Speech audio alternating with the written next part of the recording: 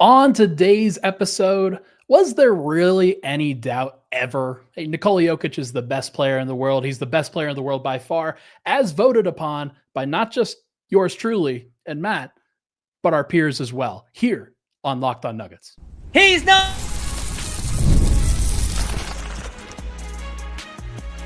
You are Locked On Nuggets, your daily Denver Nuggets podcast. Part of the Locked On Podcast Network, your team every day. He's number one. He's number one. He's number one.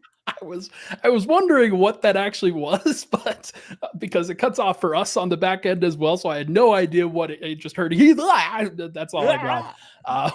Welcome into Locked On Nuggets, your daily Denver Nuggets podcast, parts of the Locked On Network, your team every day. And we are now back to a full everyday schedule here at Locked On Nuggets. So you'll get us 5 days a week, and we're very excited to be back into the swing of things with the NBA season edging ever closer.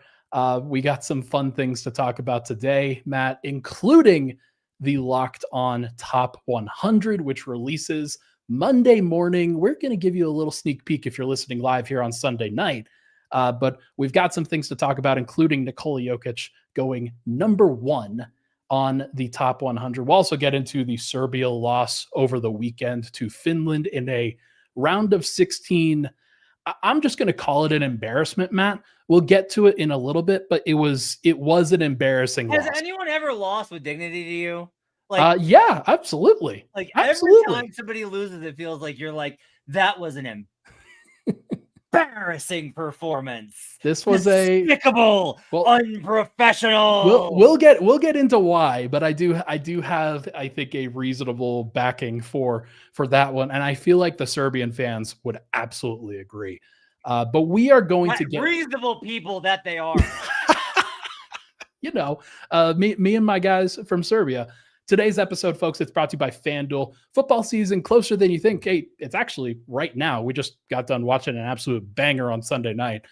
New customers can bet just $5, and if your bet wins, you'll get $300 in bonus bets. Download the FanDuel app today to get started. Okay, Matt, we are going to Locked On they asked us over the course of the last month, 6 weeks or so, to put together our own personal rankings for who the best 100 players in the NBA are at this particular moment. Criteria was interesting. You had some various rankings from across the board, but it really was as ambiguous as possible. It's up to the beholder. It's, hey, who are your best 100 guys based off of like your own personal criteria? Long story short, Matt, the top player in the NBA by a significant margin was Denver Nuggets Nikola Jokic. Your thoughts, your take on him showing up at the top? Play the trumpets, hit the music, let's go, party time. Jokic is acknowledged. Bend the knee. That should have been the title of this episode. Is bend the knee. Is that everyone acknowledges that Nikola Jokic is the greatest in the world. You can beat him in the playoffs. You can have your MVP season. You can win the title. Everyone knows Nikola Jokic is the best player in the world. He is the best player in the world. For insight into how I do this. So if you've been following the show a long time, you know I like grading things on the 1 to 5 scale, 1 to 5 stars. And it's a really good rubric rather for evaluating things. And so what I do is I take every player and I grade them 1 to 5. Sure. And then I take all the 5s and I grade them 1 to 5. Now I take all the 5s and the 5s, and then I grade them all 1 to 5. And Jokic is a perfect 5-5-5. He is the only player on that tier. He's the only player on that level. Giannis Antetokounmpo is second. He is a 5-5-4. Shai Gilgeous-Alexander is a 5-5-3. So, Jokic, Shai, and Giannis are on a tier in the first ranking. They're on the same tier in the second ranking. They are not on the same tier in the third ranking. And that's where the differential comes in here. But it was not hard for me. I knew Jokic was going to be number one. And, Locked On is about true sports fans. Real sports fans that do these shows every day, that cover these teams every day, that talk about them 365, 52 weeks out of the year. These hosts do content on the NBA. Yeah. And they all, not all of them, not unanimously, but we know of. We don't have the vote count yet. But the majority understands that the best player in Nuggets history, your favorite player, your franchise superstar, is the best in the world. He is the best player in the NBA. He is at the top of the league. No one has dethroned him. Jokic is the man. He, I think, for me, has reached the best player in the world status back in, I want to say 2022, when he won his second MVP award. I think it was fair to have some questions. 2021, Giannis won it. Giannis won the title with Milwaukee that year. He was the best player in the world at that point. Even though Jokic won the MVP, it was pretty clear that he had earned that right at that particular point. But over the course of the last 4 years, I don't think that there's a real tangible argument for anybody else to be the best player in the world. The consistency that Jokic brings at the top has been tremendous. It is one of the single most dominant 5-year runs that we've seen from an individual player over the course of these last 5 years. And I do think that he is head and shoulders above the rest right now. If you want to have somebody else at the top, that's fine. But I just think that you would be wrong at this point. If you were tasked with doing so, who would be the person that you would say? Who would be better than him? Yeah. I think so. Or equal to him. I had Shea as the second best player in the world. I had Giannis at 3. You really and I just need to see it for a full season from Giannis again in order to put him back up in that upper, the top of the top echelon. He's still in a tier with those other guys, and I think it's Giannis and Shea in a tier, and then the rest of the league. I can't put Giannis on Jokic's same tier. I can't have him even. I can't have him equal and just be like, but I listed Jokic 1. Sure. I can't do that because of the efficiency that Jokic has got.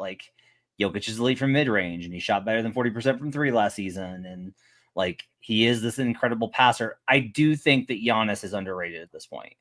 I think that the Bucks' decline has hid. If you look at these seasons and you watch these games, Giannis is incredible, and he's incredible all the time. Now, he's not playing as much as Jokic, and again, Jokic's better, right? But I as much as I think Shai Gilgeous-Alexander is awesome and the OKC Thunder are great, I don't think Shai's on that level. I put him third because, look, the dude won MVP and Finals MVP in the same season. Sure, led the league in scoring. Yes, but Giannis is an incredible defender, and he's incredible downhill. You can make the case for Giannis, and I'll be like, I can't get there, but I get it. Yeah, there's nobody else that I could be like. I can't even be like, I get it. I can't get it with Luka. I can't get it with Shea. I can't get it with anybody else. Giannis is the only one where I'm like, you're forgiving a little bit too much here of the other things, but I get it. Yeah, there's part of me that thinks, and look, we can get into how long we think Jokic can hold the crown, what he has to do. Is anybody else going to surpass him at any point over the course of the next 2, 3, 4 years or so? But it does feel like there's a tier break right now. It does feel like, despite the fact that Jokic isn't going to win every award and win every championship over the course of these last few years, he has been in that upper echelon where he's been deserving of it. And to say that about anybody else, and you just can't really make that credible argument for anybody else over the course of a 5-year span. And so nobody's taken it from him. And one of the arguments is that Shea beat him in the playoffs. Shea won a championship. Shea won an MVP. And there's a reason for that. It's not just because of the infrastructure of his teammates. It's because he is also individually great. And I kind of feel like a lot of Nuggets fans don't like that take, if I'm being honest. There's a lot of pushback on that when it comes to individual versus team level greatness. But I do think that like Shea has proven it at this point. Like back in, what was it, 2021, 22, he was averaging 30 plus then. Like he's been incredible for a long time. I mean, look, he's gotten buckets, right? Multiple steals a game, like elite rotational rim protector, things like that. Like he's not an elite rim protector. That's not true. No, he rotates really well as a guard. Yeah, like he's a good defender. Like he's a better defender than Jokic. Yeah. But like, I have a hard time just because it's like Shea's a very archaic example of like who the best player in the world is. Not archaic, but like a little outdated. Like we should understand traditional for sure. Because we should understand now. Having watched LeBron, watch Jokic, like we should understand like there are levels to this. Yeah. Like there's levels to like, again, I will say the words again. How do you shape the game? And I don't think Shea shapes it. And that's doesn't matter. He won finals MVP and MVP. Yeah. He was incredible. I wrote thousands of words on how great Shea is. Shea's awesome. He's incredible. But like, there are levels to this. And I am a little surprised you had him second. Unless it's more of about how little you think of Giannis and Luka, which I would understand. I mean, Luka I have fourth. Giannis I have third. We should go through our top 10 on the other side. I think that'll be a fun kind of breakdown of our particular differences. But no, I think they're in the same tier, Giannis and Shea. I just happen to prefer one style over the other. When we come back, we're going to talk about our top 10s and how long can Nikola Jokic continue to be the best player in the world here on Locked On Nuggets. He's number one. He's number one. He's number one. All right, let's talk about FanDuel, folks. Very excited to kind of get back into the football season. This was a really fun football weekend, and FanDuel's, they're ready to make sure that the kickoff is a can't-miss offer for you. They're FanDuel. Right now, new customers can bet just $5, and if your bet wins, you'll get $300 in bonus bets to use across the app. I have a lot of fun putting out long shot parlays. It makes things stressful and crazy, and it's probably not a great financial choice, but I do really enjoy it, and it's one of those things that it makes watching the game very interesting and very dynamic. And it's been a lot of time where it's not just rooting about your team. It's rooting for your fantasy lineup. It's rooting for different actions and different things to happen throughout the year. So are you ready to play? Download the FanDuel app now by visiting FanDuel.com to get started. That's FanDuel.com to place your first $5 bet. We'll be right back here on Locked On Nuggets. Back at it, Locked On Nuggets. Thank you so much for tuning into the show. Hit that like button, hit that subscribe button. Would really, really appreciate it. Gotta love the old, hey, bad for me financially because my parlays did not hit this weekend. It was very tough. I was very close on several of them. You're muted.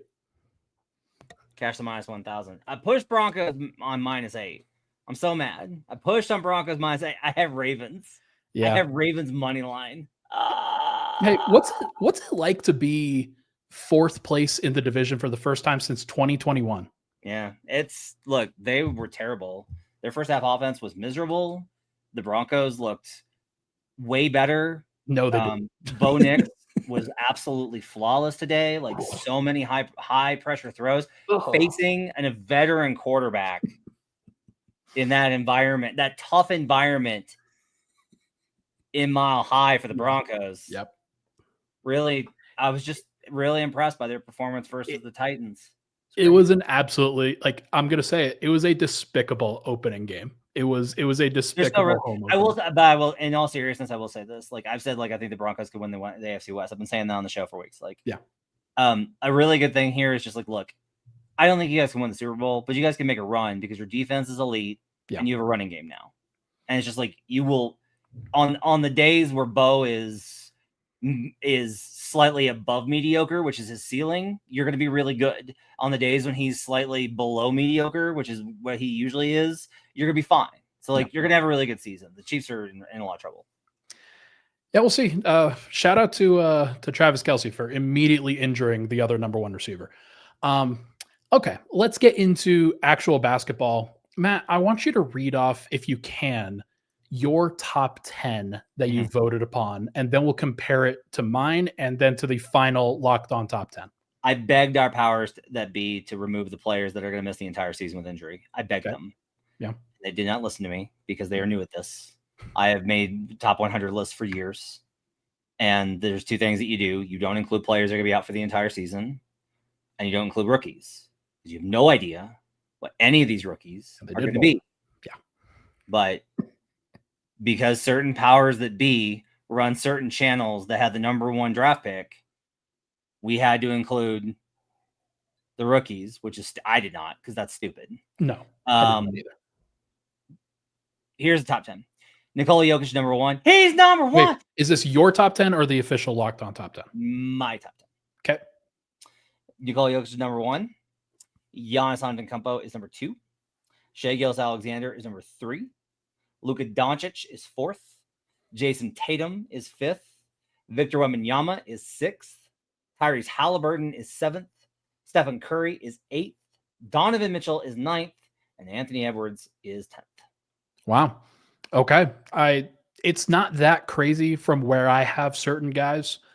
I was a little bit more partial to some of the veteran players. I'll read mine off. Nikola Jokic 1, SGA 2, Giannis 3, so flipping those 2. Luka 4, Jason Tatum 5, Victor Wembanyama 6, Kevin Durant 7, LeBron James 8. I have Joel Embiid 9th because, again, if we're talking about Tatum and Halliburton and guys like that being healthy, that I put Embiid in there. I put him at 9th. And then I put Donovan Mitchell 10th. For posterity, Tyrese Halliburton was 11 and Steph was 12. So those guys were very close for me. Gabe says Giannis over SGA is kind of crazy, not going to lie. He says Giannis has been healthy for like 3 postseasons in a row. Why would I care? Like what? Yeah, it's just about best player, not most impactful. Yeah, well, and it's like, look, if Giannis had injuries like Joel Embiid where he cannot be on the floor, but it's like just because Giannis has badly timed injuries, like it's a testament to Jokic that he doesn't get hurt. I've said that over and over again. Yeah. But like again, I've said this a couple times. I don't know where this came from, but like we're going way too far with this whole like it's the player's fault that he gets injured thing. This is getting stupid. Like it's not just that, and I know because I understand because I posted Jamal Murray like doing a practice in Jamaica and like doing a camp in Jamaica, and the response was mostly positive, but there were some that were like, why are you not practicing on your game? Why are you not getting in shape? Things like that. But so I understand that, but he was at the Rico Hines run. Why are they complaining? I know there's like people will never be satisfied, despite the fact that I'm not going to lie, Jokic looked a little bit big in FIBA. Just saying, like that was a thing. Okay, so those were the top 10s that Matt and I each had. Now I'm going to read off the official locked on. You're going to wait on that because that comes out tomorrow at 1 p.m. Okay. And you can find that all over the network tomorrow at 1 p.m. Eastern and on the YouTube channel and on Locked On NBA and all sorts of things, and not here where we are not going to spoil the top 10 list and get fired. That's a thing that's going to happen.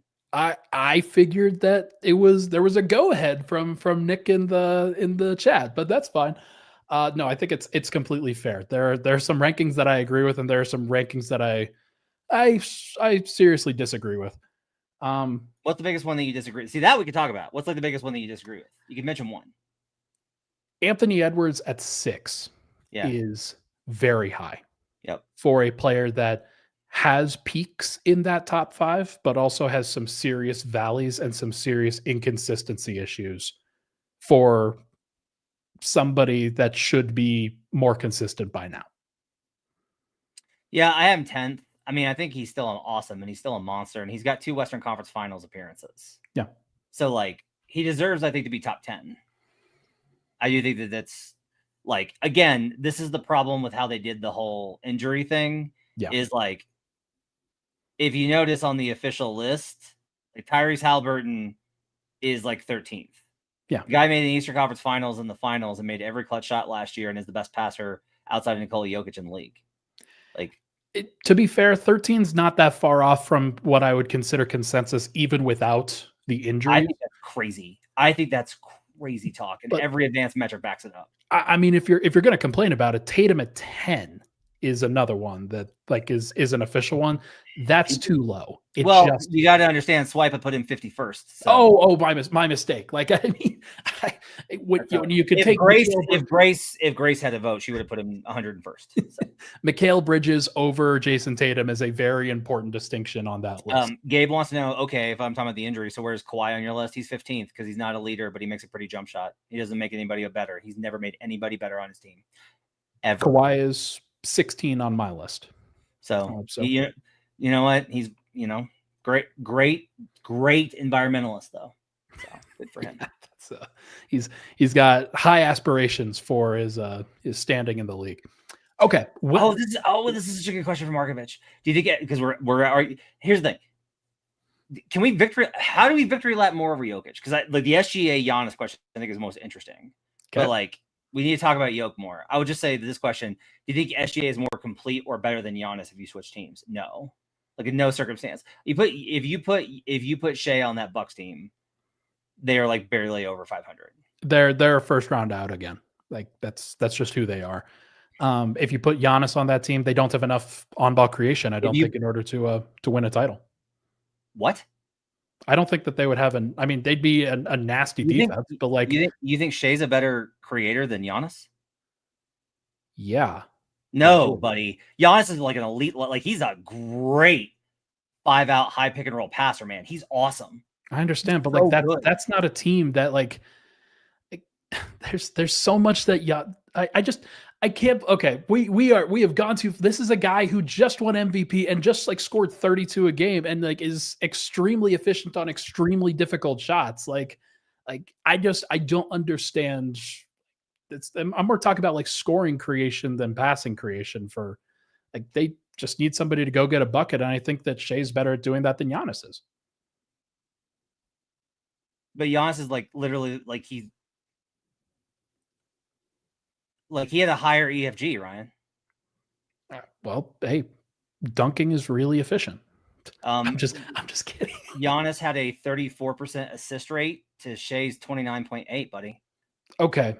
I agree with you that he's a better creator for other people, but I'm talking about creating a solo bucket without doesn't matter whether people are shrinking the floor or not. Okay. Okay.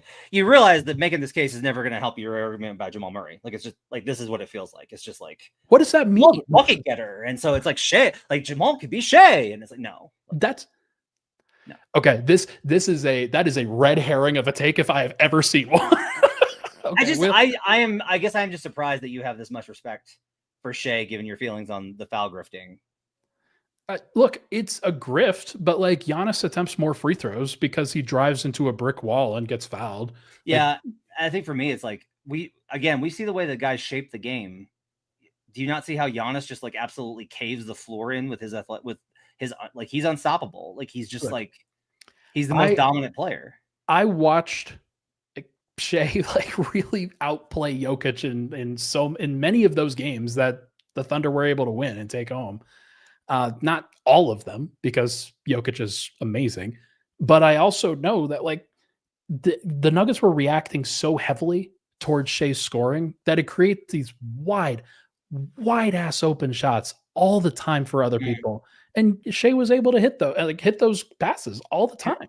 Can I present an alternative? That's just what the Nuggets do is they just leave people open. Hey, you don't need to tell me. Yeah. Like, I don't think that was Shea, like, manipulating the floor. I figured out who Michael Porter Jr. was guarding. Like, how long do you think that Jokic is going to have the crown? This is a good question. I think that it'll be there for another 2 seasons. And then there will be some real whispers about Victor Wembanyama. If the Lakers are finishing higher than expected, there will be a lot of whispers about Luka. If he continues to, kind of like get more efficient and lead the Lakers in the way that he is expected to lead them. I don't think anybody else can really do it though. I don't think that Giannis is going, like, he's in year 13. Shea is in, like, I don't know whether Shea's actually ever going to fully take the crown from him. I don't think he's as like at that level, but like, maybe I am making the argument for Giannis at 2, I guess, but I think it's 2 years before we start having some conversations. I mean, if the Lakers win the title this year and Luka has another one-man army season, you're going to have to give him the crown. I just don't think they will, but like, especially like if he wins MVP and they win the title. Yeah, I'd agree with that. Like, you get a skinny Luka and he's dominating, and here's the other thing I would say is like, I think the question here is like, when do you think Giannis, or when do you think Luka or Victor wins the title? Because if you don't win the title, I don't think you can take it from him. Like, is there anybody? Good question. Like, because like Shea can win another one, and I'm still gonna be like, no. I mean, I think that Denver's gonna win next year, so it's going to be even harder for some of these guys to, like, if hypothetically, if that does happen, it's going to be harder for people to take the title from Jokic. But I just think that eventually Wemby's defense and offense are going to be so undeniable. I mean, you already have him at 6. I already have him at 6. He's an unbelievable player, but he is still so far away. I feel like he's incredible because his impact is so far ahead of like his game. Yeah, but like he's got such a long way to go now. Like that, he can clear that gap in fewer steps, literally. Yeah. But I still feel like he's a long ways away. Versus like Luka, I feel like it's like, yeah, he's like right there. He is, or I think he's kind of a tier below right there. But I understand why, and we'll see what happens and whether he can change that narrative. Okay, we'll have plenty of time to continue discussing the list. When we come back, we do have to wrap up our conversation about EuroBasket. Serbia loses to Finland in the round of 16 in a very shocking way. We'll talk about that next here on Locked On Nuggets.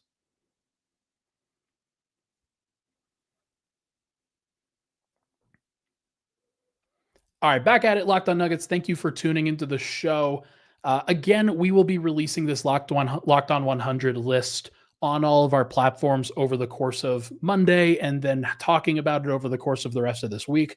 So make sure to check it out and stay tuned for all of our conversations. Okay, Matt, over the weekend on Saturday, Serbia, Nikola Jokic's team, lost in a heartbreaker in EuroBasket in the round of 16 to Finland. Signs were already forming that they were very vulnerable, having lost Bogdan Bogdanovic relatively early in the process. Their team looked less and less impactful. Their defense started to fall apart, and ultimately Finland just looked like the better team in a really unfortunate manner for Serbia. How much of that game were you able to check out? Obviously, Jokic goes 33 points on 13 shots, but that was not the question. The question was, could Serbia get stops? And the answer was no. Yeah, I watched. You know what's funny? My big takeaway from that game was honestly, legitimately, that it felt familiar to me in the sense of the 3-point margin being once again a killer. Yeah. That like, if you're going to beat Denver, hit more threes is like the most, shoot more threes and make more threes. It's just like a direct way to go. If you want a crazy number, sure. Because I thought this was a wild stat. Finland in that game shot 46.9% from 2-point range, Ryan. It's not good. It's not good at all. They shot 15 of 42 from 3. Serbia shot 11 of 36. So it was pretty good volume, better volume, not very good shooting, good shooting. And like that really was kind of the difference here, you know, like, and Nikola Jokic goes out with 20, 7 of 13 shooting. Was okay. Didn't love, I think, a lot of his defense. Yeah. Tristan Vucevic did not play, which is irritating to me. He's good. He got hurt. Oh, that's right. Right. He and Bogdanovic were hurt. Avramovic was clearly dealing with something, but And I hated so much of the way that so much of that roster played, Matt. It was so frustrating to watch guys like Filip Petrusev and Stefan Jovic just make breakdown after breakdown. Jokic has 33 points, and they are just like, and he's getting caught on the perimeter so many times trying to contest shots from these guys because they're spacing out. And nobody, and Grace mentions it, that 20 offensive rebounds for Finland was an absolute killer. Half of those were because Jokic was out of the paint. It was because he was like contesting on the perimeter. I'm writing about this over the dig. My big reaction to like that game and the Turkey game is what's going to happen when he's got to play Brook Lopez in the Clippers minutes. Yeah. So, I mean, you're gonna hope that Brook shoots 35%, which he probably will. So I didn't love Jokic's defense throughout the tournament. Swipa thought it was fine. No Swipa thinks everything that he does is fine. It's true. And like, it's just not. Like, he was slow. He was slow in this tournament, and he did not look like he was in good enough shape to handle the NBA season. Gray says Serbia also took 59% of their shots from three. Finland walled up. True, but it felt very different in terms of like what kind of shots they were both pursuing rather than kind of what you're getting at there. I still felt like this was, I don't know. The other thing I will just say is like, I'm good with suggestions. The Peasant should take over the Nuggets. I'm good on that. I think we're, I think move that one aside. That has that bridge is gone and burned. Yeah, ship state. Why was it embarrassing to you? Because this is the second EuroBasket in a row where Serbia loses in the round of 16 to a team that is clearly inferior to them from a talent perspective. And like this is the golden age for Serbia in terms of the amount of talent that they have as a country. Jokic is the best player in the world, has been the best player in the world for this amount of time. And they can't get any closer to a top 3 finish than the round of 16, which is just, it is ridiculous. This is a situation where you just have to find a way to win. And they do not have enough guys that are able to help out Jokic in this situation. And those, like, there are a lot of guys that just turtled up, and Petrusev was one of them. Jovic, I was pretty frustrated with there were a couple turnovers that he had, and just a lot of guys, like, clearly not enough guard play and not enough healthy play. Like Bogdanovic, he's extremely important for their team. Him going out was a problem. I have so much more to say, but we're out of time. Yeah. Do you have more to say on Serbia and EuroBasket, huh? We will have plenty to talk about this week. Swipa will be with you in all likelihood over the course of these next couple of days. Matt and I will be reconnecting on Tuesday night to do another episode of No Jinx, and we'll be talking about Jamal Murray's placement on the list, Cam Johnson's placement on the list, Aaron Gordon's placement on the list. Did any other Nuggets make it? We'll talk about the entire list and give our major reactions. But folks, that is going to do it for this episode of Locked On Nuggets. Thank you so much for tuning into the show. Hit that like button, hit that subscribe button on the way out. We will talk to you guys very soon. Bend the knee. He's number 1.